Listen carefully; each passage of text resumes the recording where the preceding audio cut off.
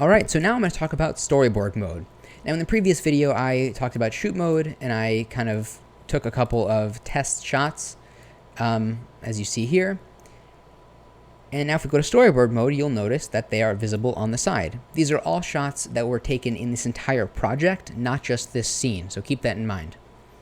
Now the Storyboard Editor is the simplest of the three modes, and that's by design because we're trying to make it as simple as possible while making the output, as you'll see in a minute, look pretty good and be totally usable in a real production environment without much effort. So on the side here we have all of our available frames. In the center we have our main active frame window, I guess. Right now there's nothing active. And at the bottom we have a timeline. Now obviously this timeline is not nearly as powerful as the other ones, as the other timeline in stage and shoot mode, simply because it's not meant for animation, it's meant for lining up the order of your shots. So to begin, I'm going to add a new empty frame. Now when we have an empty frame, you can see we have the preview of our frame, as well as the properties, so focal length, aperture, exposure, and focus distance, and a shot description. Now right now it's blank, so all we have to do is select this, and now click on a frame to assign it to that slot. So now you'll see the preview updates, and down here we have all of the information about the camera when this shot was taken. Now I can add a description. Nothing too fancy, but of course if you have a more interesting scene with characters and stuff, you can add some dialogue, action, text, whatever you want to do. Now let's add another one. And you can see I can kind of keep going here. I'm not doing anything fancy, but I'm writing something.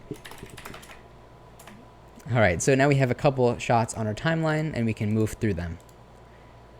I'm going to add a couple more. These are going to be blank just for testing purposes. So this can be as long as you want, though it's important to note that in the free version, you are limited to 5 frames, which, depending on your scene, may be more than enough.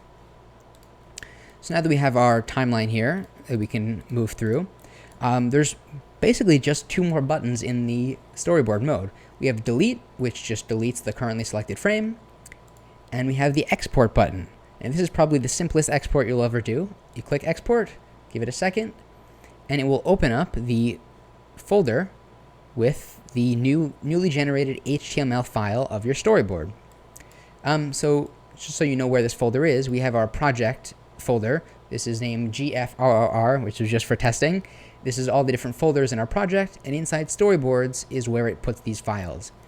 Now, as I mentioned, this is an HTML file, completely self-contained, meaning it's super easy to share and send to anyone who wants access to it. So here it is. It uses HTML code to format it in this way. We have the standard grid format that's most common in storyboards.